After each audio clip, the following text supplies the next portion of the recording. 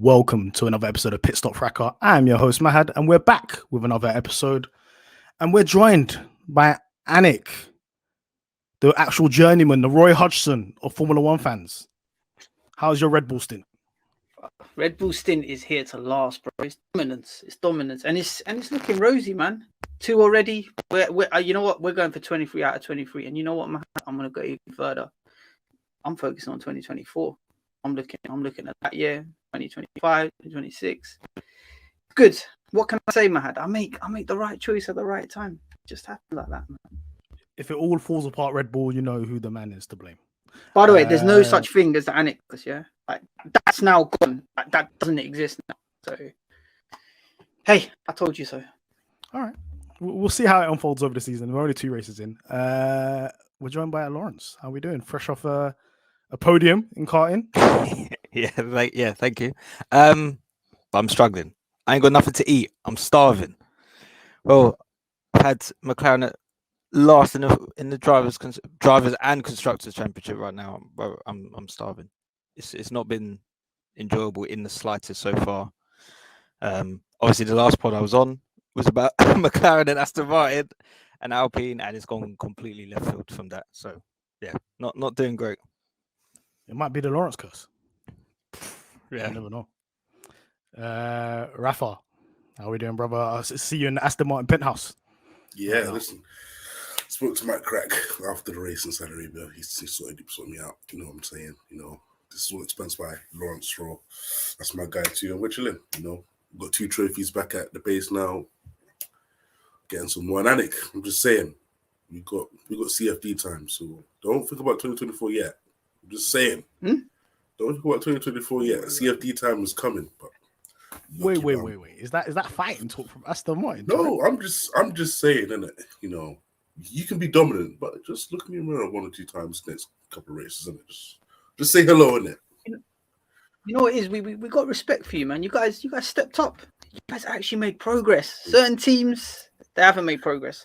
Certain teams got their hands on that trophy. You know the trophy you've got? Yeah. Certain teams got their hand on it, had it taken away from them. So we'll talk about it. We're gonna get into all of that. But before we get into all of that, usual, follow us on Pitstop Fracas on Twitter. Follow us on Pitstop Fracas on TikTok. We've got content on there. YouTube, please like and subscribe the video. If you're listening on Spotify or Apple Podcasts, please leave a 5-star review and please show some love in the reviews and comments. And yeah, we'll get started. We've got an action-packed episode today. And the first topic we're going to talk about is the dominance talk, Red Bull dominance. Is it bad for F1? So we've seen Red Bull 1-2s twice in a row. We saw them win, I think, nearly 17 races last year.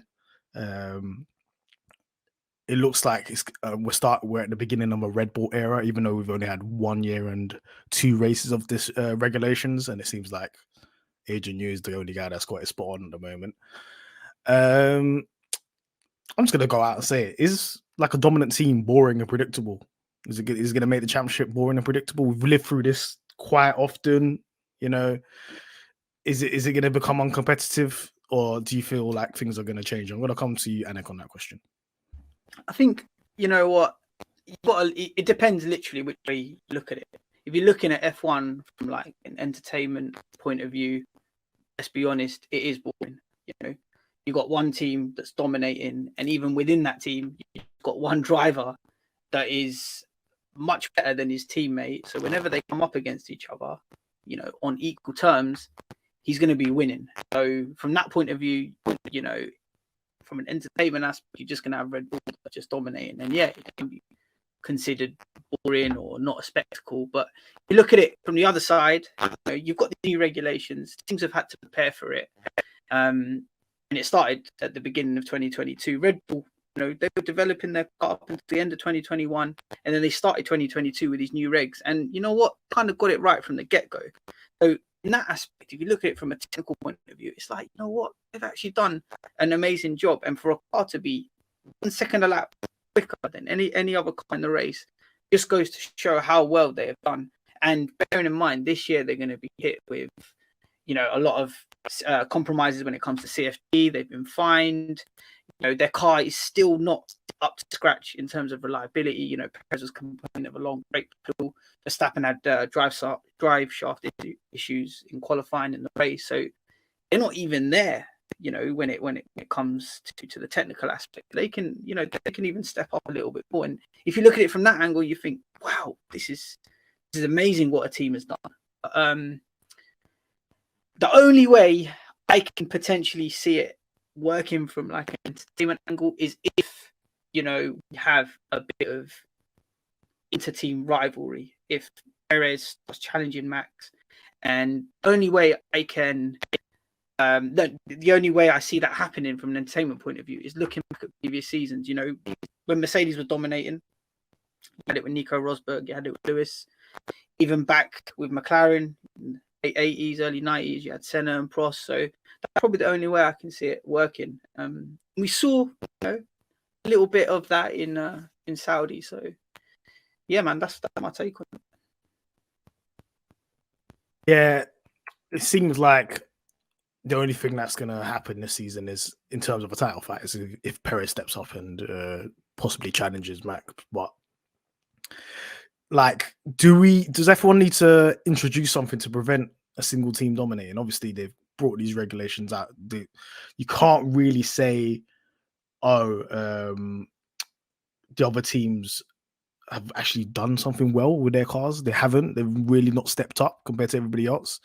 And is it Red Bull's fault? Do they have to bring in a measure that will punish Red Bull for doing a good job? Lawrence, I'm going to come to you on that. I mean, it's not really up to the sport, I would say, as a whole to bring. Obviously, if they've published a set of regulations which, in effect, have worked, because as we've seen, if you look across so far, the 1 and a bit seasons, the grid is much closer together. So obviously, I mean, let's move Red Bull aside. So the regulations have worked, so they've done their bit. I would say the only bit where they probably could look at is the weighting of the CFD wind tunnel time. I'm not sure that's really going to, with the cost cap, I'm not really sure that's going to work so much, because what's the point of having 25% more wind tunnel time when you can only spend the same amount as Red Bull might with less? And obviously we know that Red Bull are doing a lot more with that even limited time than a team, I don't know, top of my head, Alfa Romeo may use. So I don't think it's like saying, you have similar situations in other sports where you have people who are so far ahead, so dominant. It's really the responsibility of the other participants to get up to that level. But you have it in F1 all the time. I mean, when obviously Mercedes were far and away, even just a couple of years ago, when they were second quicker than everyone else, and you had Horner crying every single race saying they've got to bring something in that can just scale them back a bit or push them forward. It's always gamesmanship. So, but I think, just to echo Anik's point, I think the inter-team rivalry is the only thing that looks like, I guess, may provide some entertainment. But I don't think, if I look at it globally, obviously Checo's got a lot of fans. Where he's from, Max as well. I mean, half of Europe, obviously, if you go around to any European races, you'll see that Max is very heavily supported. But I think it's a bit of an echo chamber if we look, obviously, towards our own shores. Already, I've seen enough that there's not a lot of investment in either driver or team from a British perspective. So I think it might get skewed in terms of how we may see it as perhaps not interesting or eventful. But we have a very British tint on it, no matter how hard you might try to not. I think when we had Lewis and Rosberg, obviously you've got the British driver in there. Obviously the championship fight between Lewis and Max was fantastic, but if it was Max and Sainz, for example, there would still be something missing, I think, from a British perspective that people would want. Is a driver that's very heavily backed around here. I think if we get a battle, then that probably will still remain, to be honest, until one of, I guess, our more local drivers get in on the act. Because I think if you went to Holland now, Netherlands, sorry, and asked how they felt about a potential battle between Checo and Max, you're going to get a very different response in comparison to if you asked British fans if they were interested. They're probably not going to be. So I think that's worth taking into account. We have to take into account a British bias within the sport, just in general. That if it's not people that they're interested in or where they're from, they're not really wanting to be involved and say, "Oh yeah, F1 died off. What's going on?" Stuff like that. I'm gonna come to you, Rafa, on this question. Do you think like having a dominant team kind of creates an uneven playing field for the rest of the teams, just because what Laurence point just now about the cost cap, everybody having the same cost cap? Obviously, you have more wind tunnel time and CFD time, but because you all spend the same amount of money and you're limited, do you think that kind of puts Red Bull on a platform where the rich gets richer? They're just chilling there because they know they can spend the same amount of money and they have all the facilities anyway. Yeah, I think it does. I think like if your CFD time's great, but if you ain't got the personnel to use it, what's the point of having more CFD time? The best guys are all the top teams. Red Bull have more of them. That's why their car is so much faster than everybody else's. And so if you give Williams actually been okay. If you give, I don't know, Alfa Romeo more CFD time with the same amount of money, nothing's going to change because they don't have the top elite guys to move forward as of yet. Maybe when Audi come in, they will. So yeah, I think that's probably an area where has been looked into, where if you do finish, let's say you finish 9th, you get more CFD time, but also more money to develop the car, because that would actually be better rather than just having the same amount of money spent as everyone else. So yeah, that's something to look into, but I just think everyone needs to up their game. This is not about Red Bull for me. This is about the other 9 teams. This is about stinkers from Ferrari, stinkers from Mercedes. Like, I think instead of focusing all on Red Bull, they've done great, but let's focus on the other 2 main challenges that were supposed to be there. They were given all this yap before the season, and they're now, I don't know, a second off in the race, by lap in the race, which isn't where they want it to be. So I think instead of focusing on this is bad for F1, tell the other big teams to step up. So yeah, I think that's what should be done. Thank you, Rafa. As if you're watching on YouTube, you now see your local MP Nam has made his return to the pod. Nam, we're just talking about the problem with dominant teams in F1 and especially Red Bull at the moment, and a lot of talk about that. Do you think they should be held back, Red Bull? Do you think there should be something put in, or is it a case of the other teams just need to be doing a better job? They're both. They're not going to be held back. So I don't know why we're having that conversation. Just they're not going to. All dominant teams get held back. Even Red Bull. It happened before. So Ferrari was dominant. Then they changed the rules. We're not going to get held back, bro. I think we're a force of nature. We are a force of nature. We ain't going to get held back. All right. Nothing. You can throw whatever you want to Red Bull. Nothing will hold us back. If you want to go We've got a top driver. History dictates. We've got a top guy Aero. We've got a top guy in Helmut Marko. Explain 2013. Engine. Okay, let's go back. Let's go back. Let's go back. Let's go to 04 in it. No dominant team gets held back if they haven't had a major period of success. It's been a year and 2 races. Yeah, that's not enough.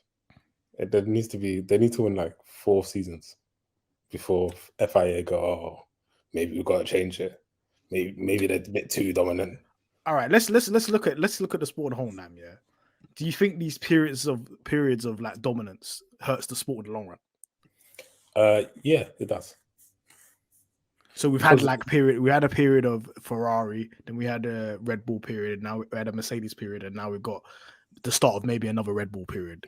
How does F1 curb this?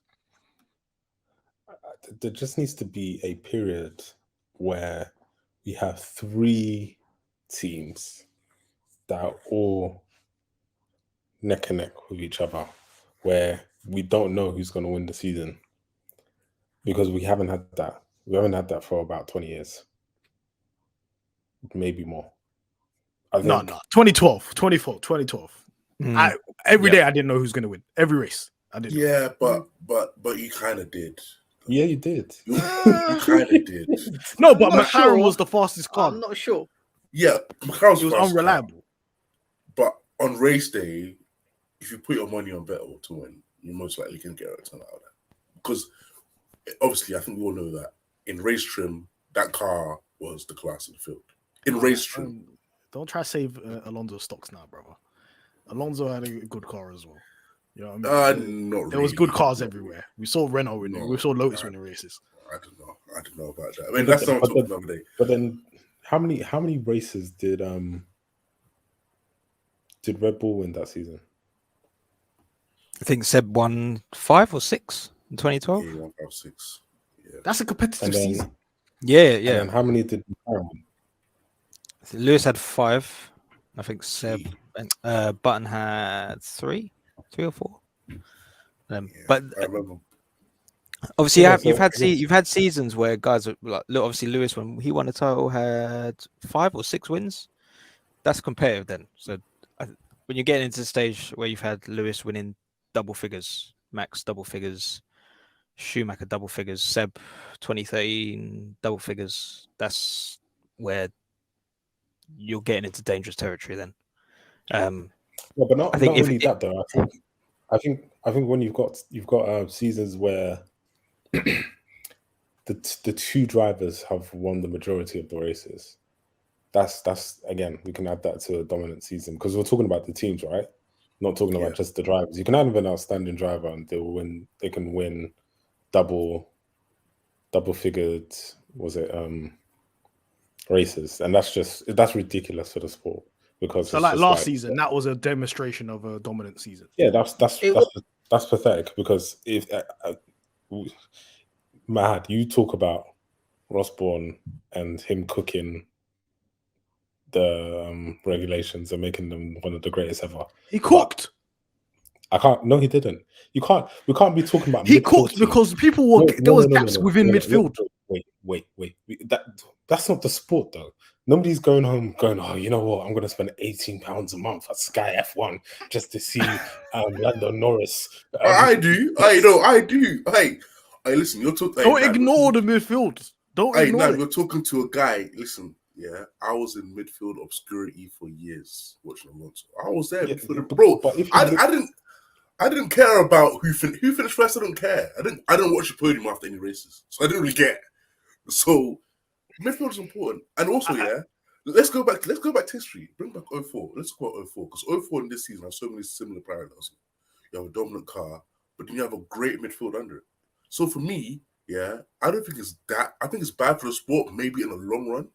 But as for right now, I think it's very watchable. And also, I do believe the FIA will do something, not now, maybe in a couple of years, because history tells us that eventually something will come in. In 04, Ferrari cakewalked the championship. They brought in the one-tire rule next year. Now Ferrari. And the same thing will happen again and again and again. So eventually, Red Bull will get nerfed in it. Eventually. All right. So if you go back we have a split right now on who thinks the regulations have cooked or not. Anik, do you think the regulations are done well or not? I personally think last year they done very well. Again, similar to what Science said at the end of the last race, I think all the bits that they've added to the front wing and the slight changes that they made this year, I think the return of dirty air is back. So at the moment, right now, I don't think they're doing well. And the proof is in the overtakes. We're not seeing as many overtakes this season that we did last year. I just want to quickly say something though about coming back to the entertainment thing. So back in 2013, it was dominant. Vettel cleaned up the second half of the season, and then you had from 2014. We all know there was a battle between Max and Lewis. Between Nico and Lewis from 2014 to 2016, and then from 2017 to about 2020, to 2019, you had Ferrari there, and then obviously you had Max and Lewis. So I think there's only one season where it was been really dominant, and that was again 2020. And it's like, I don't think it's always a case of having two teammates. You know, you do need another team there as well. Like, you can't just have one team and one driver just dominating.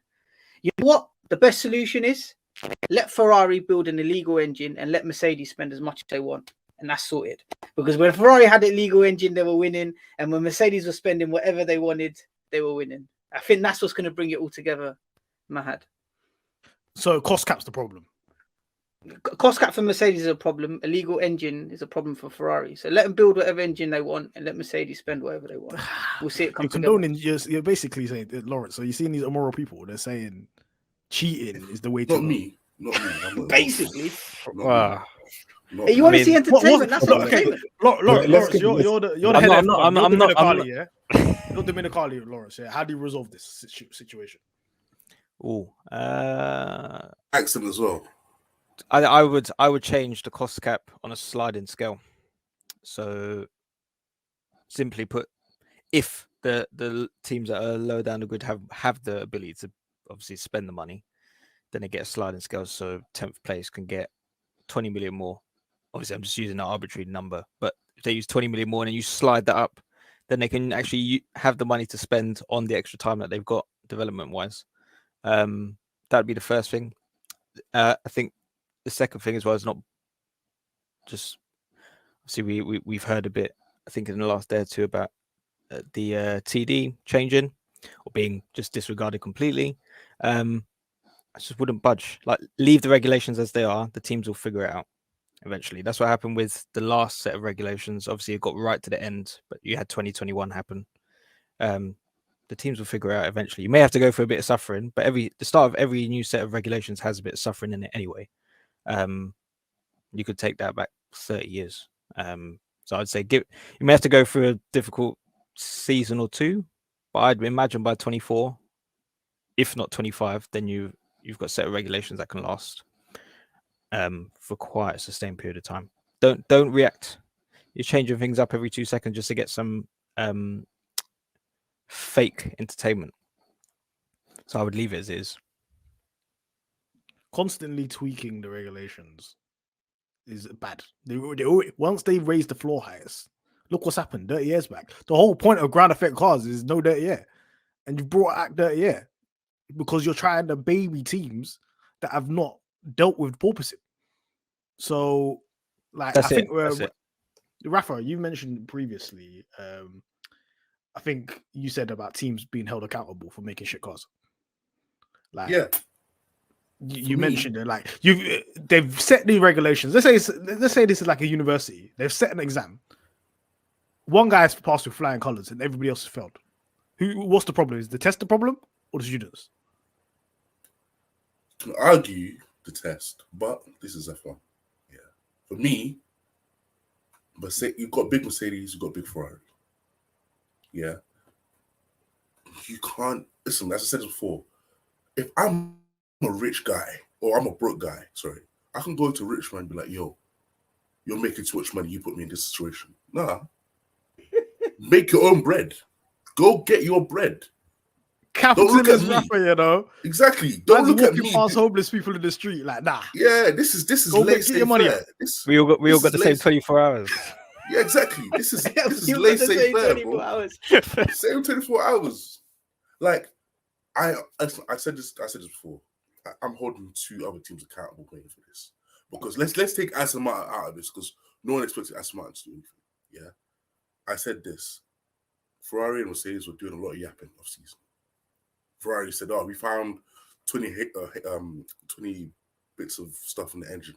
We found Mercedes said, "Yeah, we're going to be back, dropping puss and cat boots, means whatever you call it, on the TL, thinking they'll be back."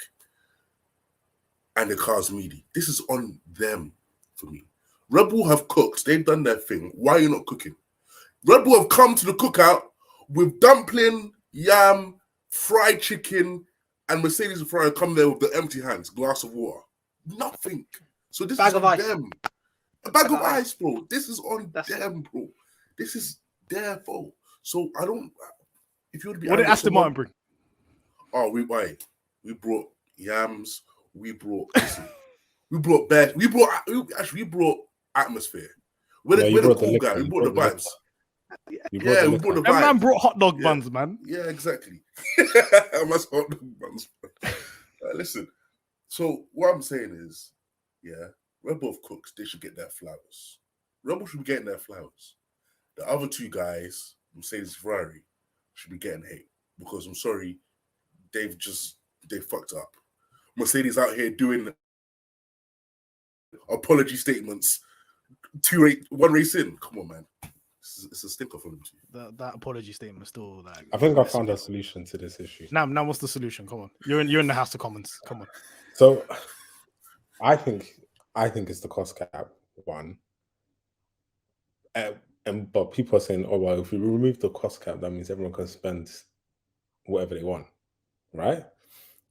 But if they had kind of like what the Premier League do and have a better distribution of revenue from their TV rights, this wouldn't be much of an issue. You would still have a midfield cooking, and you would have the bigger teams, yes, making better cars, having bigger budgets, but at least the smaller teams would have a sizable amount of revenue coming through from the TV rights in order for them to make decent cars.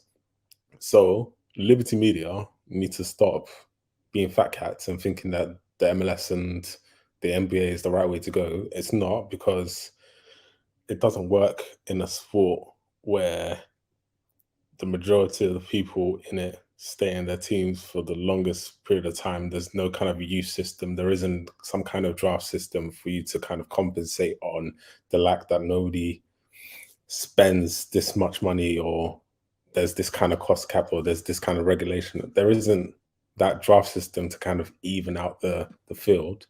So you got to think, all right, let's look at what they do in the Premier League and how are they thriving, and how are the teams been able to be competitive. Because at least in the Premier League, you've got 5 teams that could at least win a cup. Maybe not the league, but they can at least win something within the league. See how you didn't say Prem? Yeah, you know. Yeah, because we can't lie here, because Man City are just eating fat. So let's not lie, yeah. they could just win, but at least there's things for them to win.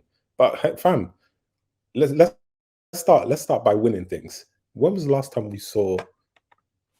Let's throw a team out there. McLaren win something. Let's Not not bring me in this. What now? Why am I in this? No. That's it. Now talk about it. I'm not trying to say. Listen. I'm not trying to say McLaren are dead. Listen. I'm not trying to say McLaren are dead.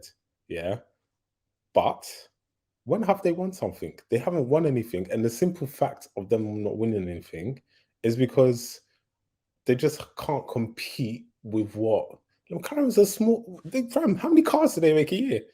They don't make cars like that, so they can't attract revenue of the stature of Mercedes, who makes 60 cars, 60 different models every year, and then special edition models as well. Like, the problem with they can't McLaren, do they've that. spent 700 million on Honda. If you do that, you're finished. 700 million on what? On the McLaren Honda deal. Oh yeah, You spend that on them rigs and then end up 9th. That's what happens. And hey, Bam. bring back. Stanley Rick Bunking as well. money. That's what happens. Bring back. But Hiring a Bring back fraud Roger. in James Key.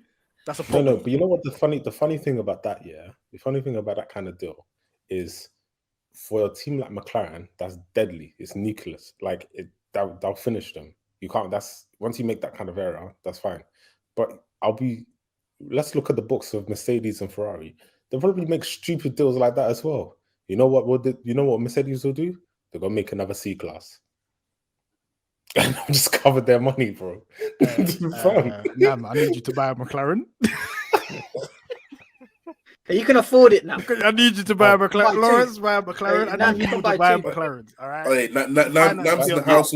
Man's in the house of laws. Listen to comments. He's up, bro. Right. Buy him a You got to sacrifice that Sky Glass Actually, no. subscription. Buy him. You need them Quartec monies. You know what I'm saying? You're 10 telling me bags to buy a an McLaren. hour. Hey, you're telling me to buy a McLaren, but hands up if you've seen a McLaren showroom.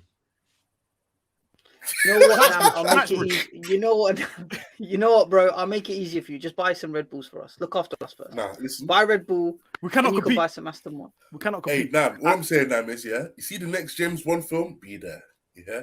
And also, DB9 or something, DB whatever. Just buy anything, bro.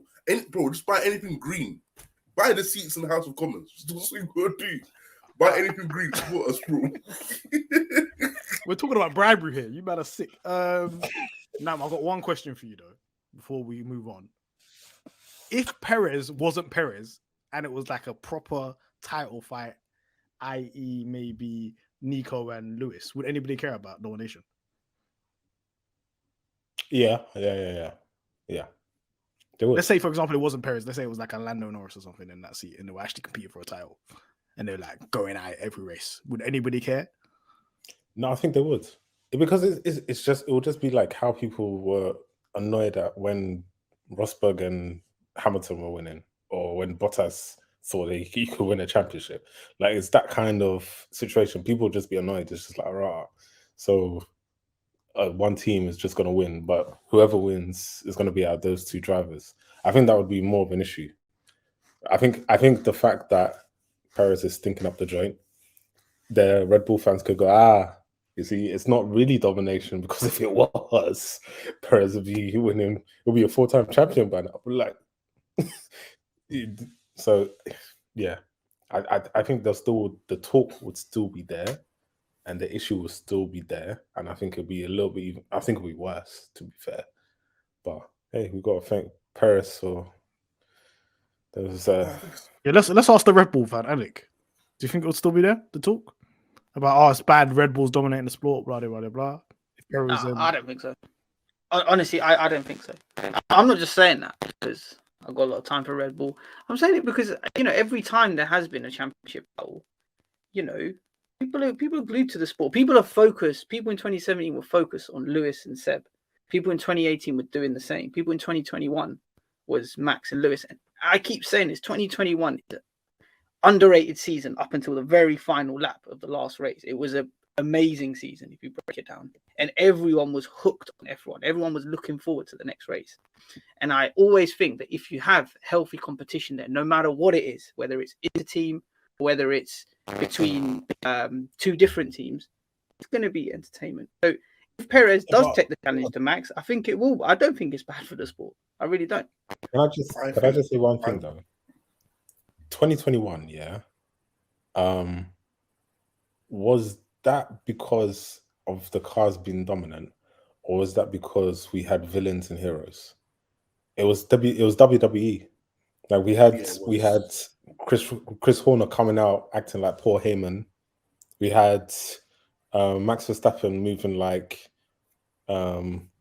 Chris Jericho back in the day, and we had Lewis Hamilton moving like John Cena. It was WWE, bro. That's what it was. You have to remember one thing that's ignored, about 2021. Obviously, it was an entertaining scene because everybody was focusing on Lewis versus Max. Them guys were finishing miles ahead of everybody else. Them two were miles ahead. Bonkers. It was just all we had was two dominant cars rather than one dominant car. I don't know that was dominant with a dominant driver, and we had a Mercedes with a dominant driver. But you had competition further down. So you had obviously not as important, but you had Ferrari, McLaren for third all season. Why are you talking about things like Fulham versus West Ham? Nobody cares about that. No, because that was exciting though. That was exciting. God, no. But the thing was, so and that's what's happening right now in the midfield. But everybody wants to ignore it. There's look at the time spread between. No, because they're not getting podiums. So there's 2021. You had how many men were on the podium? The race wins are the most important thing. From my point of view, I think an inter-team battle for the championship is better than better than two drivers from different teams fight. For me, the two best seasons. That's controversial. The two best seasons, for me, like entertainment wise, is 89. Was it 89? 89 and freaking 07. Because, bro, think about it. Rafa, you were watching 89, bro. No, I was there. I was there. You was there. All right. Wait. F1. Listen, F1 TV's membership through lockdown saved my life. I was watching every race. I'm telling you, I was there. Estoril, Kalami, every race I was there. Listen, that is for me the epitome. I love inter-team battles. So you see, 2014, 2016, Hamilton versus Rosberg, I was there. So I don't think that's a problem. I like inter-team battle for a championship. There's more drama because they had the same team. Who's the team principal going to pick over? You see, that's the shit I'm there for. Yeah. Yeah, But- but if we're gonna be real, yes, inter-team battles are cool, but the thing that really elevates and moves the sports forward is when it's a driver from another team versus a driver from another team. So you think about like 08, Massa versus Hamilton, Yeah, when but Massa's 07 was family better. were celebrating. 07's That better kind than of 08. stuff. Huh? 07 as a season What? better than 08. Yeah, for No, me. no, yes. no, no, Nah, Yeah, no. But even that, no. okay, all right, let's use even 07, I yeah. 07 think 07's better. was still Hamilton versus what? Ragnan, and there were other drivers Yeah. that could have won it. So What I'm yeah. saying is like it's tastier when it's two teammates. It's just something Nah. about two teams. Yeah, bro. Nah. It's like Inter versus Milan. The reason why it's This so is a big Milan fan talking, yeah. it's an intercity rivalry. When you're too close like that and you're fighting, it's No. sick. Bro, they still It I is. can't think of any clip that they show except for Bahrain, Rosberg, Hamilton, and that was early on in the season where there's something that 2015, one of the worst seasons of all time. Oh, Fam. that was But that was my the worst. to this day, I still remember Massa's dad, stopping and going, "What the hell's happened?" Alright, Bro, so wait, that you kind don't, of stuff, yeah. hey man, don't lie. You don't remember 2016 Barcelona? Like what? Corner number Yeah, no, 3 or 4? 2016 Barcelona, people No, remember. but those I'm are saying just 2015, 2014. I ain't checking in. These men are 1 minute down the road. What about 2016? Okay, you're not 20, but 2016 then. Come on, that is a 6 season. That's for me. That's an all time. Even Austria, Nah. 2016 It's, as well. it's not. If you compare it to like 2021 and stuff like that, no. 2016 is not top 5. It's not even a top 5 season, man. What? No, but Wait, it's still top 5 season entertainment. of what in total of F1? Or Yeah, talk it's about not up there like that, man. it's okay. It's borderline. It's like top 6. We had Hamilton backing up traffic on AD, Top man. Nobody 6. cares about that. No, top This 6. is dead. Bro, hey, did you see what happened in Austria, fam? Do you see the Yeah, that was absolute crazy. mad thing? That was Okay, crazy. when we're talking about beefing each other as teammates, yeah, it's up there. But I'm just talking about just Yeah. in general title. I love those It's not up seasons, there like that. It's up there. Nico done his thing. All right. But yeah, Rafa, you brought it on to our next topic. Our next topic is actually about teammate wars. Because that is the only storyline that's going on at the moment. These teammate rivalries that's happening right now that nobody's actually talking about, but it's bubbling over the surface. And the main one that everybody's talking about is Max Verstappen and Sergio Perez. So in Jeddah, we saw a little bit of Max ignoring the radio, ignoring any type of orders from Red Bull in terms of not getting fastest lap and trying to keep to the pace so the car doesn't break down after slicing through the field and getting P2. He's obviously going for the win. There's obviously some tension there going all the way back to Monaco 2022 where Perez allegedly crashed on purpose in qualifying. They're now separated by 1 point in the championship, 2 races in. Anik, you are a fake Red Bull fan at the moment. I'm going to say that. Tell us your thoughts on this rivalry at the moment. Do you think it's gonna go well, or is it just gonna deteriorate as it goes along this season? The relationship between Perez and Max. You know what? I think it's actually going to deteriorate as the season goes on. Can you hear me clearly now? By the way, that's fine. Yeah, I think it's going to deteriorate. I mean, you alluded to it. Last year, Monaco. I think Max was a little bit pissed off. I even think, I don't know if I told you guys this, but I even think in Sao Paulo, Verstappen was pissed off at Perez that race, which is why he didn't let him through. We don't know exactly what the reasons were, but I think he was pissed off with Perez because if you go back to the restart, Perez fakes to dive down the inside into turn 1, which forced Max a little bit wide, and then he eventually ended up colliding with Lewis. So if you look back at that sequence, I actually think Max was pissed off with Perez for the start of the race. And I think when Max just looks at Perez, as harsh as this sounds, I just don't think he rates him. Simple as. I don't think he rates him. His dad don't rate Perez. His dad came out and said like some straight up stuff about Perez. Like, look, he's never been at the top at the front of the race, so he's obviously going to take every opportunity. And I think Max deep down knows that he's got the he's got the number over him. If you look at Perez last year, like I really think he should have secured P2 much earlier in the season, considering how dominant Red Bull were. Like they've won 12 out of the last 13 races or something. Like they've gone on a mad streak, and most of them have been max. And even in a few of them, max has come from like so far back to to get a respectable position, either P1 or P2. So I actually just think Max don't rate him, and I think because now they have a bit of a buffer there when it comes to race pace, minimum 1 second. I think Perez is going to try, to really stake his claim and say, you know what, I can see race wins here. I'm going to go for it. And I think something's going to happen. I think a couple of moments will happen between them, maybe on track, maybe off track. But I think something's going to happen there. But regardless, I think the relationship will break down, and I do see Perez not being there at the start of next season. Dude, I don't see him being there at the start of next season. So I expect that second seat to go to someone else. Well, he's got a contract for next season, but who knows about Red Bull and how they fulfill things. Laurence, I'm going to come to you. Do you think this might sound like a crazy question, but do you think Perez has it in him to take the fight to Max? How long is it going to last? If it's just them two battling up front.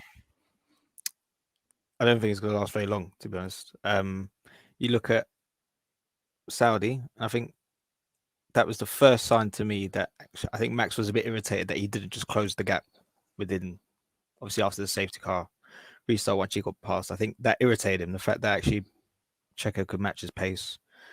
For someone like Max, that would irritate you a lot, that you're not just breezing up to him and just flying past without any effort. And like almost like for Max, it was almost like an insult that Perez just didn't yield to him immediately.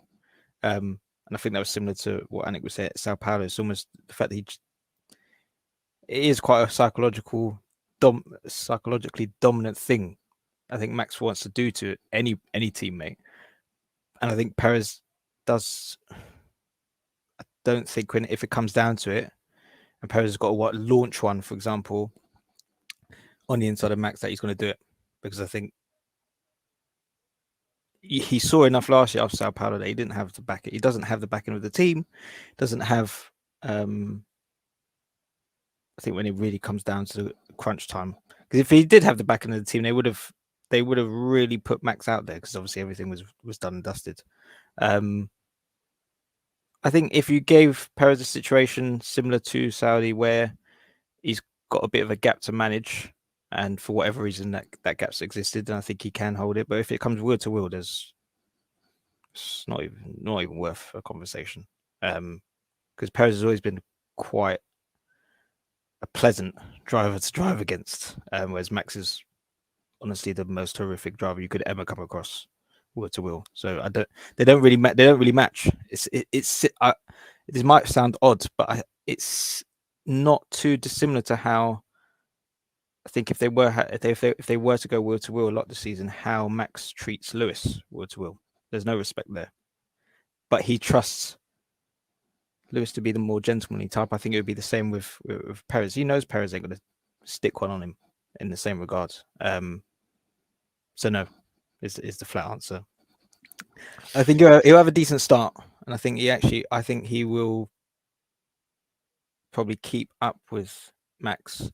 And also the fact that they've not got any competition means that he's always going to be fairly. He's only ever going to be second or third from him, really. So points wise, they're going to be quite tight. That's probably the only difference numerically, is that Max is going to have a challenger because the guy can only finish 7 points behind him every single race.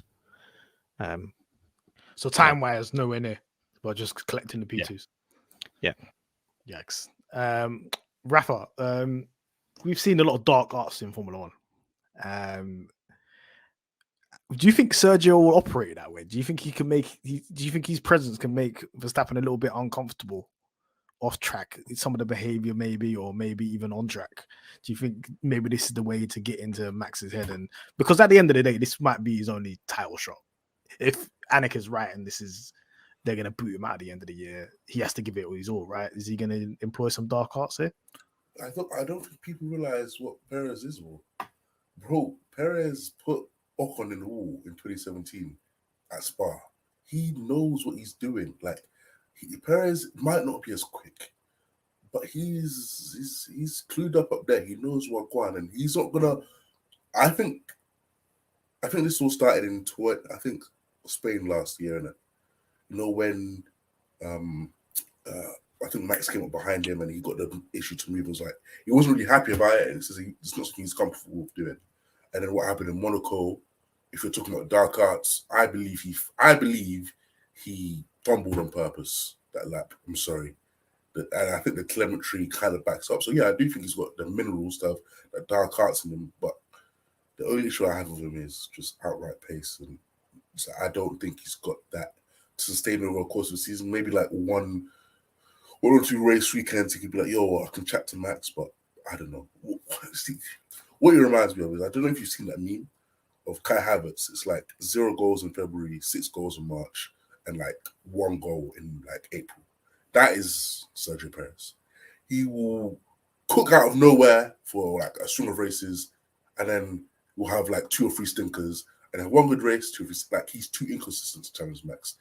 Because let's go back to when Max had the last challenger. It was Lewis Hamilton, and if you want to talk about consistency, that's the level of consistency you're gonna have to keep it with Max Verstappen in it. I don't think he's got that consistency. So dark arts, yes. Pace wise, no. It's looking scary for any Perez fans listening right now that thought he can mount a challenge. Nam, I know you're an observer of psychology within the garage, and you noticed Max's avoidance to listen to any type of team orders whatsoever. Do you think Red Bull are trying to give Perez a chance equally, and Max is just ignoring team orders? Or is it a case of, listen, this is just built around Max, we're going to try to make it look like we're being equal players here, but we're just going to let Max do what he wants? So I'm going to defend Red Bull here, because initially I thought the team is, to a degree, the team is quite built around Max Verstappen. But if I look at history, they do allow their second drivers to kind of mount a challenge at drivers. I think with Red Bull currently, they have an issue, and the issue isn't their drivers. I think the issue is Jos Verstappen. His presence within the Red Bull pit is concerning for a driver who's only had 17 points in his whole F1 career. For him to kind of Jos Verstappen shots, fam. Here's what made me so mad. Yeah, he can't chat to Perez. First of all, fam, Perez has got 73. Listen to this. Perez has got 73 times more points than Jos Verstappen had in his whole career. That's Do you know embarrassing. how wild that is? Hey, where did you find that out, bro? Bro, I did my statistic. I did my. Hey, that's people like Brainiac, bro. He's committed to that hateration, boy. That is. Man, like, I'm gonna call you Statnam from now on. Man, like Statnam, bro. That's a crazy stat, bro. It's so for Jos to act the way he acted last week at Jeddah is nuts. It's like me going to an F1 race, seeing Max Verstappen, and just screw facing him. Bro, I'm gonna get his autograph. I have to, because he's got more points than me in my entire life. So I can't sit there and hate like that. Maybe when I'm here, I can do what I want. But Jos Verstappen, bro, I think that his dominance in there, he thinks that he can kind of like throw his weight around. And I can see sometimes the way he's a little bit angry, and sometimes he throws some things around in the pit in the garage. So I think with Red Bull, they know that Max is supposed to be their number one driver. And I think Max plays into the fact that he wants to please his dad, and he wants to be this kind of like hardball driver in front of his dad. And his dad is too much of a, how do I put this in the nicest terms? this is It's pit too stop much uncut, man. Cook, of man. This is pit stop uncut, man. Do what you need to do. okay, so it's too much of a wife beater for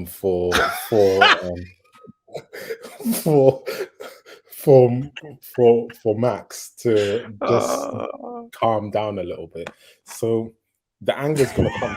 Because I honestly, if I think about, sometimes when I hear Max and sometimes when I see Max in certain situations, when his dad's not around, Max is he's actually quite calm. He's kind of like, I feel like I'm the number one driver. I feel like I'm the best in the world. But if I lose a race, cool, fine. I know I'm fast. I know I'll eventually win. But you've been upset that you fumbled your qualifying and you had to chase. You did well, but you're in the same car as Perez. So for you to assume that Perez will just move out of the way, even though he's in the same kind of car as you, is ludicrous to me. So why would you? And then also on top of that, Max's comments and Max's anger came after Sergio Perez's celebration and how Jos Verstappen was looking. Fam, But you see to now me- that's why I think where Max can, like you said, that Max has to prove something to his dad. I don't think he has to prove anything to his dad. I personally think his dad should no. just He get back doesn't to- have to prove anything to his dad in terms of racecraft. Like I said, Yeah, exactly. fam, Max got more points in his rookie season than his dad did in his whole career. So Probably in in the past He two doesn't have to races. prove he's it. got His more first more his points first than- race for Red Bull was 25 points, bro. That's right, that's probably more points than Jos got in his whole career. Wait, we also got how many? 17, bro. 17 points in his whole career. Come on, one man. race, one race, Come I on. eclipsed your whole career. Come on, man. But So- now, so, in yeah, all on a seriousness, racecraft, he do doesn't, you think but- that his dad should take a step back? Pardon? Do you think that his dad should potentially take a step back and stop being always there? I think his dad should be watching F1 like the rest of us at home. He might need to get a Sky subscription. I don't know what they do with former drivers, if they get it free or on a discount thing, but it needs to be out of there because I don't think his presence is really helping Max at all. Right. I think it was a detriment to him and made Max look like more of a villain when Max won the championship 2 seasons ago. Because until that time, I didn't really see Jos around like that. You get me? He wasn't really there. He might have been there like 1 or 2 races, but he wasn't really there. I even think his mum was there more than his dad. But all of a sudden now that Max has had a chance to win a championship and then he won it and then he won it back to back, I'm seeing Jos there every time. And it's just not a good flex for him. It's just not. I don't think that relationship. Fam, they do have a good relationship growing up anyway. Maybe he's just bored, bro. Maybe he's just got nothing to do on Sundays or weekends, bro. Bro, find a hobby. Old guys like playing golf. Play golf, man. Not every day race weekend, bro. Like, he's not built. He's not, bro. He should be ashamed. How can your son outdo you like that? Come on, man. Bro, your son's got 2 world championships. You got 17 points. I want to go to races, bro. I'm not sure my face. Jos Verstappen has 1 trophy, and that 1 trophy is Le Mans. It's not even F1. Yeah, it's bad. So A1 GP, bro. A1 GP. No. A1 GP. Hooper. I'm not knocking. I'm not Are you knocking. crazy? That's I'm not old school. knocking- I'm not knocking Le Mans, yeah, but Jos Verstappen's trophy cabinet is emptier than Tottenham's, and that's looking wild to me. That's to me, Jos that's looking wild. Verstappen's greatest career highlight is ruining Montoya's greatest ever race. Bro, that was That was disgusting, by gonna the be way. one of the greatest wins ever, and he Hey, but ruined it. you know what was happening? You know that meme where it has Kobe and like the other guy, Kwame Brown, and it's like one guy scores 75 points and it combined 75 points. And you know one guy scored 1 point and Kobe scored like 80 or something like that. That's Jos Verstappen and Max Verstappen, bro.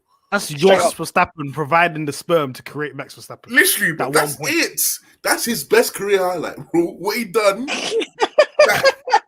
what he done somewhere in the dark, yeah, that's his career highlight. So you should just take that, yeah, and stop coming races because, bro, he's just too much of a sour face. What is he doing at races, bro?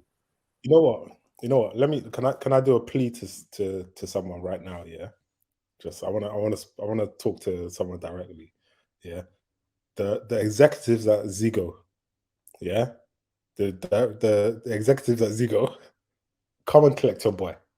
Let him be. Please. Let him be the Paul de Resta of your operation. Yeah, come and get with Jos, put him in the commentary box, and let him do his thing there. Yeah, or if you don't do things on track, Let him be the guy who's at home. You know when they used to do Anthony Davis here? He used to commentate from home when there's COVID. Yeah. That's From the what I need. Skypad or something. That's what I need for Put him in, us. put him in the Wherever it Nico layer. Nico That's what Rosberg I layer. need. When he didn't get a COVID jab. Or even better, you know how they used to do every driven Monday, yeah? And they used to fly back to the UK.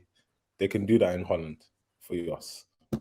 That's what they need. He needs to be there. He needs to be that guy who's on any driven Monday who never was at races, but was part of the team.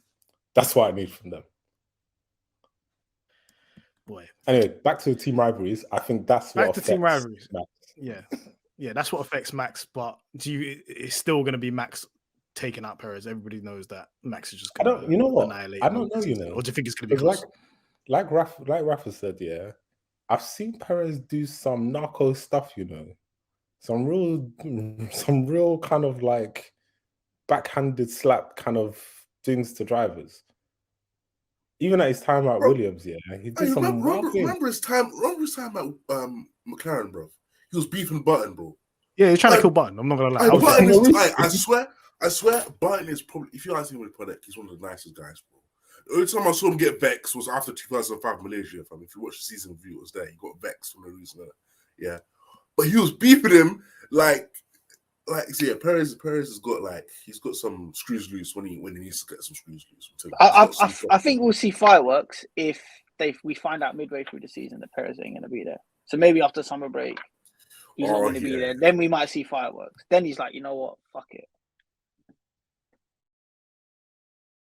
Yeah, we're gonna talk about the elephant in the room, which is the team rivalry over at Mercedes. Is it a rivalry? Who knows? But we got a lot of internet beef, a lot of Team LA hating George. We've got Marks on the last pod. Apologies to everybody that listened to that pod for him bringing back the hashtag bring back Bottas, which is no representation of the pod. It only represents Marks and Marks alone, and that being in the title does not represent any of us. First of all, that's the disclaimer. But I'm going to start with Nam because Nam's the Mercedes fan. I'm a Jordan. Do you think it's going to get uncomfortable between Russell and Hamilton over the season?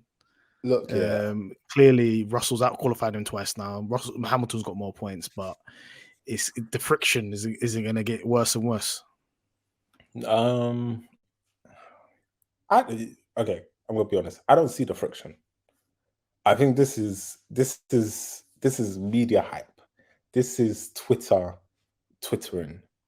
This is people, Team LH acting in their feelings when they shouldn't be acting in their feelings. This is when certain demographics look for want an ally, but don't like the ally that they got. This is what it is right now. It just doesn't make sense to me why people think that there's this beef going on with George Russell and Lewis. George Russell is an innate born race winner. He did it in F2 and he did it in F3. So now that he's at a team that he believes that can be competitive, why is he not going to try and win races? He won the only Mercedes race last season, right? So why should he think that,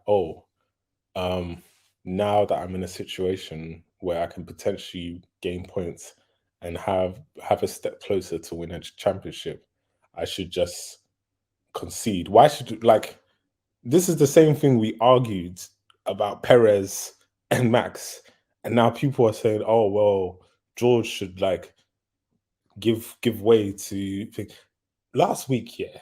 When I was listening to the pod, yeah, with Martz, I was losing my mind. I was going nuts. I was listening to it in the car as well, and I was going insane. You know why? Because every single driver on that grid, if they're racing and they know they've got the ability in their car to catch up to the car ahead of them, is going to try and catch up to the car ahead of them.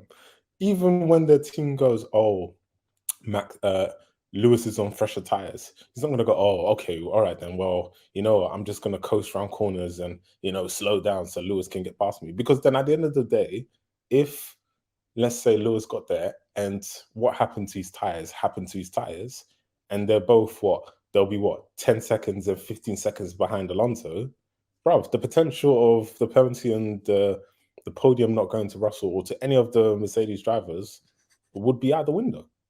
So if Russell believes that he's got potential in his car and caught up, and if the penalty stood, he would have got the podium. Bruv, well, why would he turn around and go, oh, okay, well, next time I'll give space, I'll let Lewis fly by me. And I don't think at Mercedes I don't think at Mercedes they operate in that way where it's like, well, we must adhere everything to Lewis. Or I don't even think Lewis behaves in that way where it's like, all right, allow me the resources to kind of make my race more comfortable. I think they know that if Lewis knows that he can beat someone, he's going to go out and beat that thing. And that's it. They're not going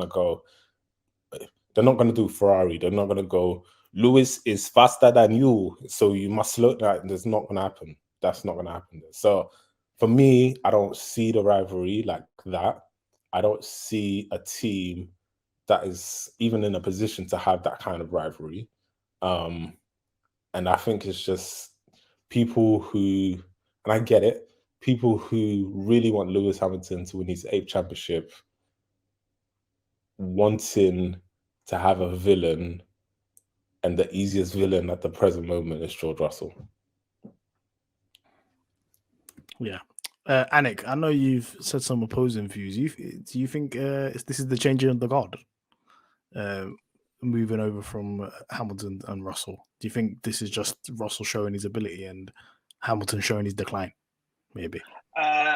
No, I don't think so. Actually, I don't think Lewis has a problem with George yet. Or I don't think he has a genuine problem with George yet. I personally think Lewis has a problem with the team now. And you know what? He has every right to have a problem with that team because they got it wrong. And even he came out this week as well and said, I've got a little bit of satisfaction in telling the team, you know what, I told you so. And based upon that, I think it's eventually going to trickle into a potential relationship divide between him and George. Because if you look back at it now, Lewis was, he was doing the testing for Mercedes last year. He was pushing forward. He was saying, it's team building. This is all about bouncing back. It's how you react, this, that, and the third. But at the end of the day, George got the win. George got more points. And that's all that matters when you look back in time. And if that is going to start happening now, Lewis can't let that happen. I think that he's still got it in him to take it to George. But I don't think at this moment in time he has an issue with him. I think he's got an issue with Mercedes that's going to eventually trickle into him having an issue with George. That makes sense? But also as well, just to bring something, Lewis right now, is being too nice, and I don't get why he's being too nice to Mercedes. Where and the strategist people there, and I get it. They've given you 6 championships. I get it, but Russell came in, heard them to do a strategy, and he's like, "No, I'm not doing it." And he was reaping the rewards. Why are you not sitting there and going, you know what? I'm a 7-time world champion. Nam, I personally think we'll start seeing that now. Like, I genuinely think Lewis has got a problem with Mercedes now. I think so too. But then what I'm talking about in terms of why people think that this rivalry there is the fact that they're going, oh, well, Lewis isn't getting the calls and he's not getting this stuff and he's testing. Bro, like, Lewis is making these choices himself, Nobody's forcing these down his throat. Like, he can get up and go, I'm 7 world champion. I'm not going to come in for new tires when I feel these tires are good on my car. Like, what are they going to do? Are they going to switch the engine off in the middle of the race for him? They're not going to do that. So, like, he needs to step up a little bit and go, bro, I know what I'm doing. And if we see that, good. And I think people will then realize that there's no rivalry there. It's just 2 competitive drivers. Laurence, do you think to kind of ease the teams, not teams' expectation, fan bases, the Mercedes fan base expectation, do you think Russell should have played it a little bit more smart, played a Valtteri Bottas role, more supporting role, or was he right to go for it from day one in Mercedes? He's got a forged his own career. What's he waiting for? Like, to me, I think a portion of Team LH, shall we say, is a little bit still hypersensitive because of all that's happened in the last couple of years. And that's obviously, I think that's spread to Mercedes because you get that ridiculous statement that's come out. So, like, it's a waste of time. I don't think Russell's got any. This guy's trying to forge his own career. He's 25 now. One race win. He's seen Max obviously got 2 titles under his belt already. And this guy's obviously won everything from young. He's got no time to waste. He's got to forge his own career. If Lewis is just another thing in the way of that, you've got to be selfish in F1. You can't be sitting there going, oh yeah, I'm gonna be all nice with it. He was nice with him. He was talking him up when he joined. He even says even now he's 7-time world champion, best driver that's ever lived, etc. He's doing it. He's paying him the lip service, but on the track, what is the point? Even in the last race, we let it. And I was one that said it at the time. Obviously, in the moment where Lewis was, on his gearbox, but it was short-lived. He actually had the right sight in the cockpit. He knew that eventually, obviously, the tire advantage will go to him. That's insight that a lot of fans don't possess. If you're not been in a race situation, you're never going to possess that. And he has it. To me, that's showing that there is a world champion in there.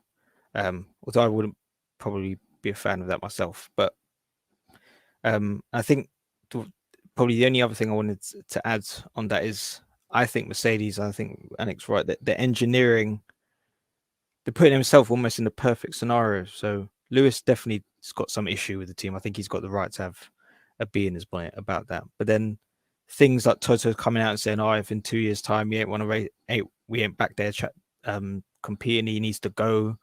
To me, it puts them in a perfect position because then they can say, "Oh, like, we didn't give him a car, so he had to leave," and then we can focus all of our attention on Russell now because clearly that's what they're set for the next 10 years. They've got a guy there ready to go for the next rule change as well. So, and that's what Russell needs to focus on. He needs to get to a position where he becomes the leader of the team because he's going to be. Doesn't matter what Lewis or Lewis's fans or even George's fans think, to be honest, at the end of the day. He's got to run his own race in his own career. And you have to be ruthless. That's the problem with Bottas. Everyone loved him being someone you could just kick about. But when it came to it in 2021, the guy, how many times do we have we're begging my man to defend against Max? Didn't even last half a lap. You know that you're going to get that with George. That if it came to it, the guy will fight and allow Lewis to get forward. But they're not in that position. So what's the point? Well, at least Russell's not doing like false hype like Bottas like every year. Bottas every year. Wallahi, I'm different. Wallahi, he'll turn up Australia or win the race. Then from there, stinkers. Like he won't turn up. He's a joke, man. 2.0. At least Russell's not doing the hype talk. You know what I'm saying? Yeah. Rafa, I'm gonna come to you. Anything on Russell and Hamilton before I let you have a little speech on Aston Martin rivalry? The no rivalry. I don't think there's rivalry though. I just think Team LH need to chill. This is not the Bottas era.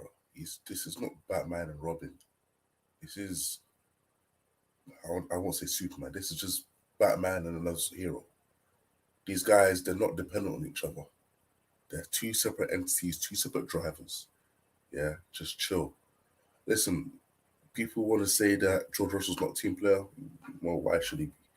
He is not. He's driving for Mercedes, yes, but he's mainly driving for his namesake, George Russell of King's Lynn. That's who he's representing himself. So I don't think Russell's done anything wrong, and I think it's easy to hate Russell because he gives those PR statements after every race and very PR trained and all that nonsense. So it's easy to hate. He's an easy target, and yeah, I just think Team LH, they hate seeing him win. they don't like it because obviously Hamilton's going through a tough time, behind the scenes of the team, and they're just seeing this guy's face smiling everywhere, doing TikToks, with that guy that does impressions. That's what they're seeing right now, and they're not happy about that. So I understand where they're coming from, but they need to chill. Russell, let Russell do his thing. I don't even like the guy that much, but just let him do his thing.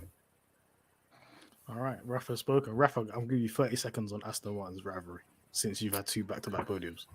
There is no rivalry yet. I think Alonso's on good behavior right now. He knows that this is a different team to any he's been to before. His teammates died as the owner, so things going to be nice. Listen, he's doing TikToks now. That's why I know he's happy. Man's doing TikToks and using. He's doing gritty, man. Bro, did you see the tune that he used on his last video? Cold. No. Whoever's at Aston Martin, the social media team, he is cooking. Bro, I've not seen. He knows. They know exactly what they're doing there. Bro, I've not seen this guy smile so much since mid-06. Since the days of the mass damper, I've never seen him smile that much. Is he smiling because Laurence Stroll's got a gun to his back saying, if you fuck around with my son, you're going to find out? Yeah, he looks very uncomfortable when he smiles. No, I don't think it is. I think it is. I don't think Laurence Stroll even rates his son that much. I reckon if Hamilton becomes come on. No, I'm just saying, that's bro. wild. I saw a tweet the other day. And I quote tweeted saying Hamilton launched of Aston Martin 2024. Listen, Laurence Stroll, if you are listening to Pitstop Fracas on this fine March Sunday evening, if Hamilton comes available at the end of the year, tell your son to hold bench. How old is Laurence Stroll? He's not old. He can hold bench 1 or 2 24? years. Yeah, bro. Hold bench, come back when you're 27, more mature. He's not dropping his son for Hamilton, man. Drop his son for Hamilton and just do it. Just do it. If you're He'll about drop winning, Alonso for Lance. No. He don't rate his son. I know he doesn't rate his son. No, man, come on, man. Stop that. Bro, Lance is underrated as well. Come on. He is. See that move on Sainz? He's a hooper, man. Yeah, but we had to run. One day we'll talk about Sainz. One day. We're talking about Sainz right now, actually. Ferrari. Stinker. Absolute stinker of that guy. Stinker of the season. I'm leaving the platform open for Ferrari. Is there anything there? We heard Charles trying to do team. There is nothing. Just there's nothing. There's nothing there. Because obviously, right now, if we're looking at seasons, it's 1-1. Yeah. Sainz won the first season. Second season, Sainz had a stinker. Charles ran away with it. This season, Sainz is ahead by a significant amount of points. That's only because of a DNF from Charles. Leclerc's been the much better driver this season. So I think Leclerc's a better driver. I think though, when it comes to this rivalry between the two, I don't think there is. I'll be honest with you, I don't think there is. But I think similar to the situation with Hamilton and Mercedes, I think Leclerc has got an issue with Ferrari, and that could end up trickling into a inter-battle rivalry between Sainz and Leclerc, because Leclerc ain't happy. He went to the boss of Ferrari after the first race, complaining. Even in the last race, Xavi wasn't helping him out on the radio, even though I kind of think Leclerc should know a bit about what's going on. I also think Leclerc's been a little bit unlucky. He was unlucky with the safety car last weekend. That was just a bit unfortunate. And then obviously his car went up in Bahrain. But at the moment, I don't think there's an issue between the two drivers. But I think, again, back to the fact, I think Leclerc's got a problem with Ferrari at the moment that could end up an issue between the two drivers. Yeah, and both their contracts expire at the same time, yeah? I don't know, man. I see a big driving move happening. I can just see it because Leclerc is fed up, bro. And, after last year, listen, I can't lie, Leclerc's getting too much of a pass. He does deserve some stick for some of the shit he done last year. Let's be real. The Imola spin, the France, come on, man. He's got to take some blame, but the large part of the blame is on Ferrari. And so I understand why he's vexed, but something's not right there as well. Hamilton, Mercedes, Leclerc, Ferrari, something isn't right, and I think something will be done. That's within the team, isn't it? The only time I would say we've seen something between them to is Silverstone last year, and again that was a team Yeah, coming up with the worst strategy I've ever heard of, and obviously then they got a bit frosty in the middle of the race, but then Yeah. they went weird to. That's the only time to I don't use. think, I That's don't think that's there's any it. beef between those two. No, there's, that- there's and no- they- there's no beef. I don't think they have the characters in it. Charles is too nice, polite, Yeah. and Sights I think is just happy to be there half the time. So I don't think I there's I don't don't think I there's don't- anything it's- in it. So Sainz doesn't have the pace to hang with him right now. No, I think he does. I think he does. I don't think they're actually that far apart. I think if you're going to compete for race wins and that, it's, the mentality comes into it. I don't think Science has got that, which I do think Charles has, aside from when he decides to bin it, obviously. But they're not even there. What's the point? What is the point of getting frosty with each other when you're 6th and 7th and you're 40 seconds off? There is no. And I can't lie, Stroll would have been ahead of them as well. So they actually probably would have been 7th or 8th. Yeah, That's how bad it was. I think Stroll finishes in between the Mercedes. Yeah. Like I don't know. I think he finishes. So like they're finished. So They've got I bigger don't- problems than driver rivalry. Yeah, they can't yeah. be beefing each other. They need can't to be beef beefing each the team. they need to get back into the lab, bro. Yeah, but this is the Italian way. They're gonna beef. They're gonna beef each other. They're going I to. don't think they will, man.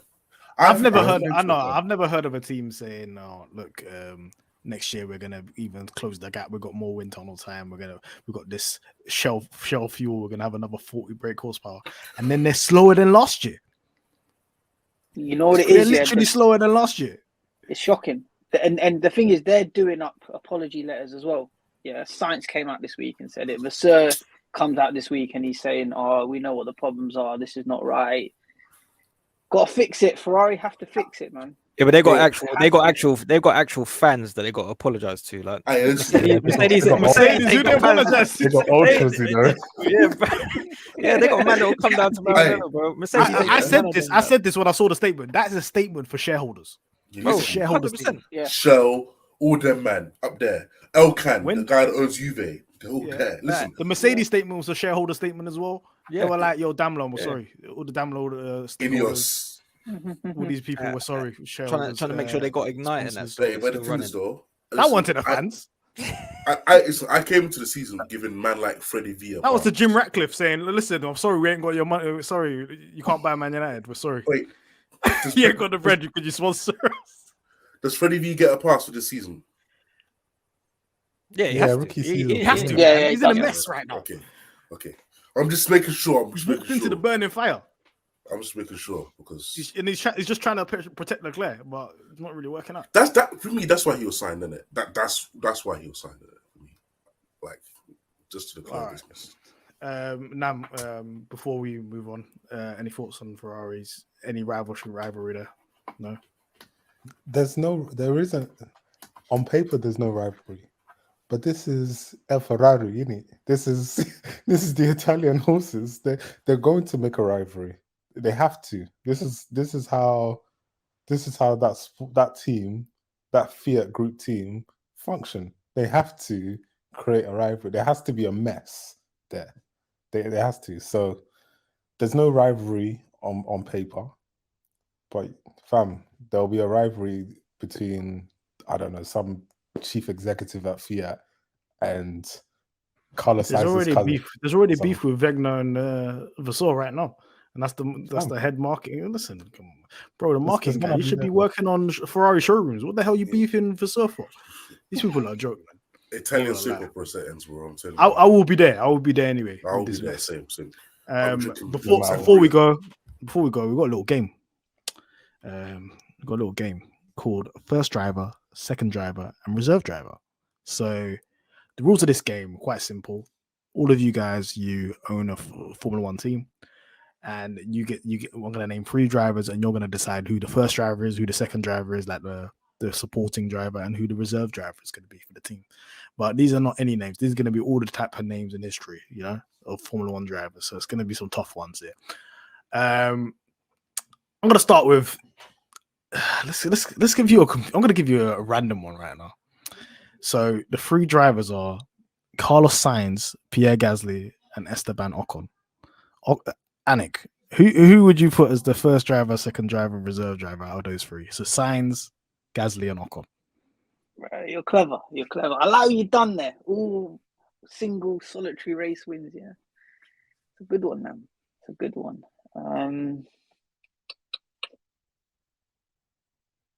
Fuck. I put him on the spot. You know, in my headphones just fell out. All right, All right, science. All right, science. Ocon, Gasly. I have to do reserve driver. Gasly. Only because he's, correct me if I'm wrong, the only one out of those three drivers that have been dropped during their F1 career. That's the only reason why. I'd have to say Ocon, first driver, and Sainz, second driver. Ocon beat his teammate twice, yeah? No, only once Sainz. last year. Alonso. The year before? You lost to Alonso. won that. Fuck. You've made your bed, man. So what are we saying? We're saying Gasly reserve, Ocon first, Carlos Sainz second Ocon driver. first, yeah. That's how I'll do it. Rafa. I can't lie. That's mine as well. Gasly reserve. No respect for Gasly in these streets. I'm sorry. 2019. Did you see what Leclerc done to him in 2019 right outside? I'm sorry, bro. Nah. He was in a Red Bull as well. Nah, I know, man. I'm sorry. The Monaco performance. Hungary? Was it Hungary? Yeah. No, not Hungary. How can I? Stinkers. So, yeah, I'm sorry. That's still in my mind. So, Gasly, then I'm going to have Sainz number 2 and Ocon number 1. I like what Ocon's made of. He's got grinter to him. So, yeah, Ocon's my number 1. All right. Nam, you had some deep thinking about it? No, this is quite simple, to be honest. First driver, Ocon. Second driver, Gasly. Reserve driver, Sainz. Sainz is just too slow for you. Getting the No, it's come on. Look, Ocon won a race, yeah, before Gasly. And Gasly won a race before Sainz. And Sainz has been in more competitive cars than both of those drivers. Sainz has a real window. Huh? Sainz actually has a real win. A real win. Ocon and Gasly's wins are a bit. I don't know. Really got a real questionable. I can't lie. Listen, Ocon won with half the grid missing. That Silverstone win. Gasly's win is fugazi, and that's because Carlos Sainz didn't overtake him, which I'm still angry about. Look at that. Look at that. Look at what you just said. That's actually true. That's a good. That Silverstone win is the most fraudulent win. What, the Silverstone win? Yeah. The Sainz one. That is fraudulent, actually. I can't lie. He slapped it on pole in the rain. I couldn't remember the funny thing about that Silverstone 22 is I remember everything that happened behind Sainz. Yeah. I didn't even realize he was racing. Bro, Leclerc was cooking him with half a wing. Half a wing. Yeah, come on. Bro, I can't lie. You can't have him as a driver. You can't do that. Let's move on. Yeah. You're switching your stuff. Yeah. I just remember my head's hot now. So Ocon and Gasly, yeah? All right, cool. Ocon and Gasly, yeah. So Ocon number 1 driver, Gasly number 2, and Carlos reserve. Laurence, I know you've been patiently waiting here. That would have been mine as well, to be fair. Ocon, Gasly, then Sainz. Sainz is not rated. I used to, but after last season, actually. All he's known for is trying to recreate Alonso's career, man. That's what he's known for. Bro. I'm different though. I'm putting Gasly 1, then Ocon 2. And then I'm putting Sainz 3. I've never heard a man cry on the radio as much as Gasly in my life, bro. I don't like him. I just don't like. Hey, listen, there's a lot of Gasly hate. There's a lot of Gasly hate nowadays. I'm not gonna lie. Have you seen that picture of him where he's gone bald? Ever since I saw that, I just can't rate him, bro. How come our driver have a meme of him like that? No, it's not right. I'm hating because my better half in it when I met her, she had Gasly as a screensaver, bro. And bro, and our first date, man said it's personal. And after that, the hate is personal. Don't kill me, man. All right, next one. It might be straightforward for some, might not be straightforward for others. Max Verstappen, Charles Leclerc, Lando Norris, Anik. Red Bull fan, remember? Number 1, Max. Man, why are you giving me this? All right, Norris is reserve. Norris is reserve. Number 1. Man, I can't do this. I can't Streets, answer he's this a Red Bull fan. I'm Who are you not gonna put answering number this 1? question. I'm not answering it. No, answer it, man. You can't make me choose between the two. I can't choose between the two. Sorry. You got. I've got too much time for Leclerc. I've got too much time for Leclerc. Listen, I it's can't your answer it. team. You have to listen. It's your team. You have to pick a number 1 driver, man. Okay, I have to go Max. This is with a heavy heart. Charles, if you're listening to this, with a heavy heart, yeah, you got to be number 2. Max number 1. All right, cool. Rafa. This is tough for me because I know who's number 1, which is Max. It's just who's number 2. Because I can't lie. It's with a heavy heart, Lando Norris. Just because I haven't seen you do it in a top team. So Lando Norris reserve driver. It's tough. You know what? Bun it. Leclerc, you're holding bench. Come on, Lando Norris, bro. No, bro. Nah. I don't get this. Nah. It's all about Why? See, no, just because. Listen, I didn't like Lando for a long time, but then just going through the information again, just going through. Listen, I have to rate this guy, and I think Lando needs some prop. So Leclerc whole bench. I don't like the way he's been acting. His mentality's been a bit questionable too, Leclerc. Innit? We'll go back. We'll talk about this later. So Lando, you come over. Nam, I feel like you're gonna say something mad. Nah, I'm not gonna say anything mad. Max number 1, Lando number 2, Leclerc reserve. All right, Bro, That's like respectful. I'm a businessman, innit? I'm pretending that I'm a team principal here, and I'm looking at my cost of what's gonna happen, and the amount of times Charles bends it, fam, he's a liability. Imagine Bro, giving your from a- car to bro, Charles. Bro, from a marketing point of view, you're gonna pick Leclerc. Leclerc's the best looking one out of them 3. Oh, sorry, Norris You're is like the picking second Leclerc. most marketable driver in F1. Hey, Come on, Bro, bro. you're picking Hey, Leclerc. This Miles, guy's you on Call got- of Duty adverts. Put Come on, Lando, man. put Lando in the TikTok video, and that's it. Bro, That's recouped yeah, half of the car man. revenue already, bro. Hey, listen. Meanwhile, meanwhile, Lando's on this Meanwhile, morning. Charles is Respect it, spinning. man. He's talking to Holly Willoughby and that. Respect, Wait, man. Did Leclerc bin Villeneuve's car? Oh, Was it Leclerc? no, yeah, yeah, he did. Yeah. Gilles Villeneuve. Gilles Villeneuve, one of the greatest races ever. He binned his car. Gilles Villeneuve. Lando wouldn't do that. You think Lando would bin Mika's 98 car? Or 90? No, he never. wouldn't. He's got too much respect Never. for McLaren racing heritage. No. Well, I'm not talking too much for McLaren. Never. Laurence, what's your pick? So I'm gonna go Max, Lando, and then Charles, because Charles and Max as teammates, someone's life is going to be cut very short. Oh Lord, That's it. Does Lando have a race win, by the way? All right, what's your agenda? I'm You just know, saying. Listen, at he ain't Pitstop, got- he we've ain't got a more race win. knowledge than to just evaluate people by race wins. That's what I'm Thank you. Mahad, just repeat that one. Look at the ratio: 18 poles and 5 wins. He's got the same wins as Perez, man. So Put that's Norris in a fine. car like that. Ain't happening. So if I'm a team principal, I got a pole driver and I got a race driver. Simple. Well, I've seen all of them on sim racing, man. Trust me. This is how I know. Leclerc's scary. This is how I know Anik is a money man, bruv. He don't care about the bill for that car. He said, "Oh, look, I need him to look good. I need him to feel good. I need drivers with great hair." Fam, are you not looking at your bottom line?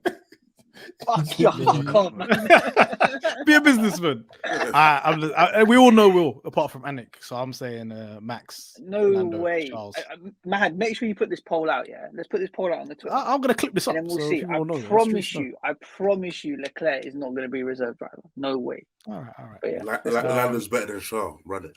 You heard it first. Listen, I said that for a while, so you get me. Fam, has a quick one before we continue. Has Charles Leclerc got a verified fan account? Oh yeah, it's wraps now. It's wraps now. He's done. We're saying that. Look, Lando Norris got official hashtag. hold on. You know, Who's got the most he's followers? got a very Hold fan on. account. Who's got the most followers? Well, if Don't you worry add about the followers. fans- Leclerc's one of the most That's just marketable dumb. guys. This is not how we're picking Yeah. first driver, second driver. This is- That's Ferrari tax. That's Ferrari whatever. That's all. There you That's go. all Ferrari. He's got that behind him. All right. That's what he brings. Anik, you weren't there when This is like the Ronaldo Messi debate. Oh, who's got Hey. more Instagram followers? So Anik weren't there when Mansell was at Ferrari, bro. They love the Brits, bro. They love them, man. So yeah, he'll cook it, man. Don't worry. all right, I'm gonna give a tough one, guys. All one championship winners: Jack Villeneuve, Jensen Martin, Nico Rosberg. Anik. I have to put Rosberg lead. I'll put Button 2, and I'll put Jacques Villeneuve reserve. All right, Rafa. Jacques Villeneuve reserve. I'm sorry, but if you looked at his career, it's like it goes backwards. It's like Shaqiri's career. Man started off at Bayern and Much slander Shaqiri. Sorry, that's his career. So I'm sorry. I'm so sorry. If you have a career like that, you can't be start lead nah. This is tough for me, innit? Because I like both drivers. They're both in like my underrated kind of streets drivers, you know. So it's tough, but I like Nico's championship winning year a bit more than Baton. So I'm gonna have Nico 1 and Johnson 2. Nam.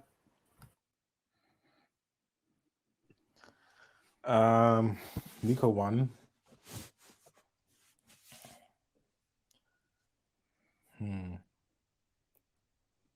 Why are you thinking? Come on, this is easy. No, if you put let in me Nico tell you why 1. I'm thinking.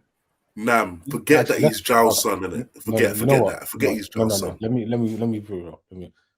Nico 1, Jacques Villeneuve 2, Jason Button 3.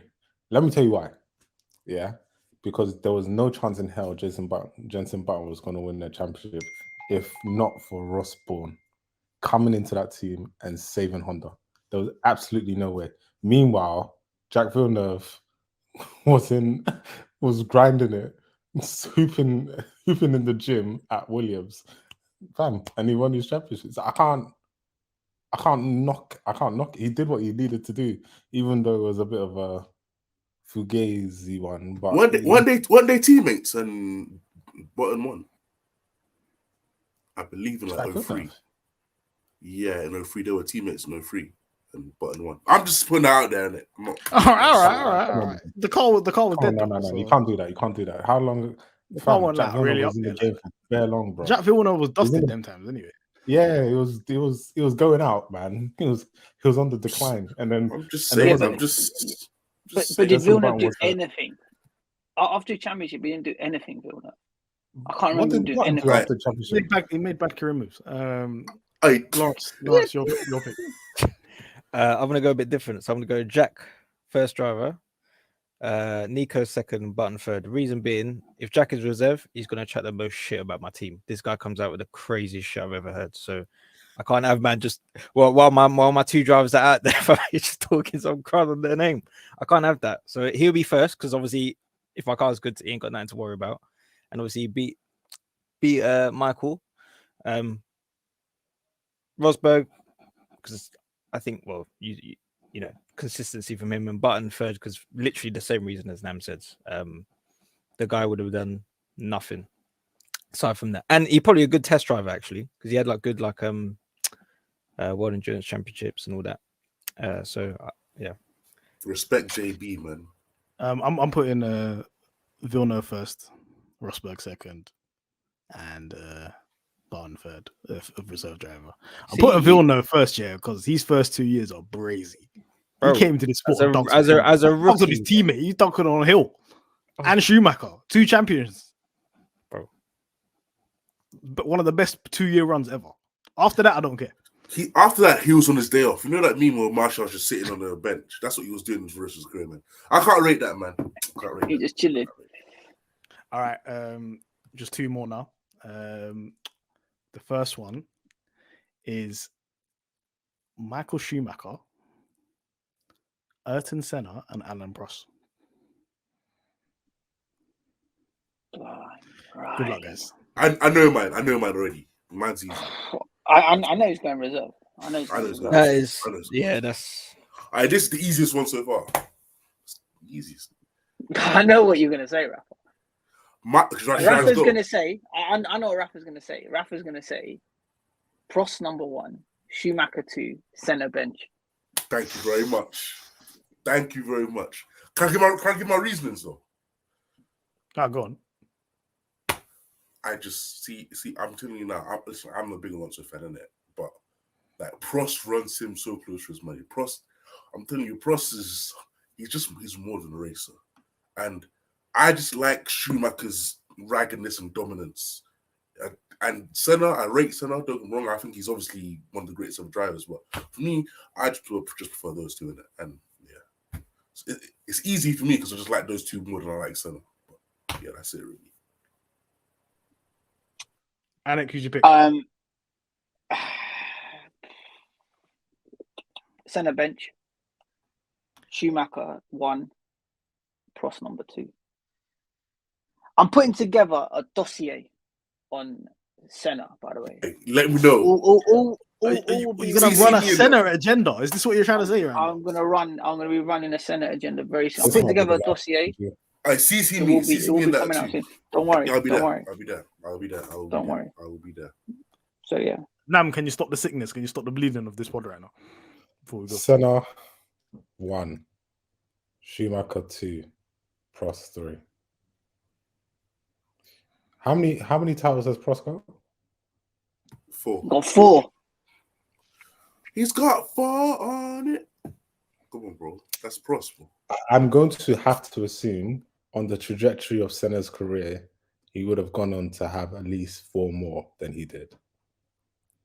So on that basis, I can't.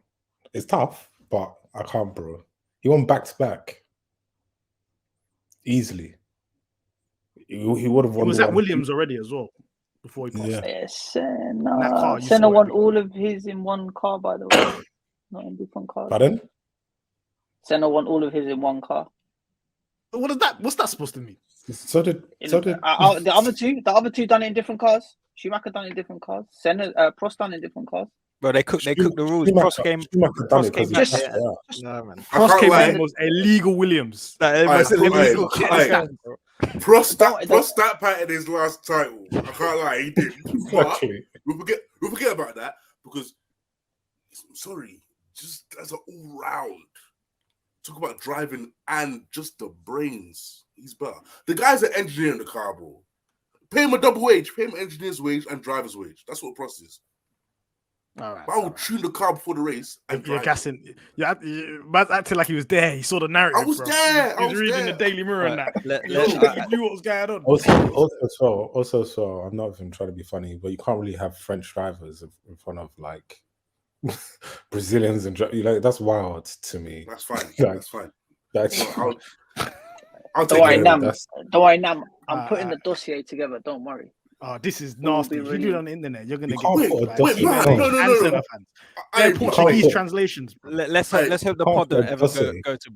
Mahad, wait. Don't go on. You can't put a dossier on a man whose life got cut short like that. That's what's going on. Don't you rate Prost better than Senna? No. Look, whatever happened to him is unfortunate. Okay, all right. I am talking about his racing ability. That's what I'm talking about. Trust me, he done a lot of terrorism, especially in Japan, twice. Yeah, come on to that. All right. Laurence, go ahead. So I'm gonna do more of an emotional drive. I think just pure driving focuses. Senna 1 is the greatest guy I've ever seen behind the wheel. So point blank, that guy's done things that no one else will ever be able to do. Then Michael, and then Prost, because you know what, Michael actually tried to help Eddie Irvine win a title, bro. The other two ain't ever gonna try let some bum like that try and win a title. So I've seen that he could be a decent number 2 in it. So that's why. And Prost, bro, that guy's a rat, mate. Can't. Like he's brutal in it. Like I respect like he's brutal in it, and bro, the shit housery, I rate it. But no, like all three in terms of just pure on the wheel, mate. Prost hasn't behind the wheel is not anything more special than them two put together. So, yeah, that's all. Senna cannot be any less than number 1 for that reason alone. I'm not going to disclose my one because I might get cooked. No. No, no, go Tell on. us. No, Tell us. no, Come on, no, Mahad. You got to no, tell us. No. It's gonna. Before you just- Don't say yeah, Shumi's on the bench. Before you do, yeah, there's no way Prost can be in front of Senna.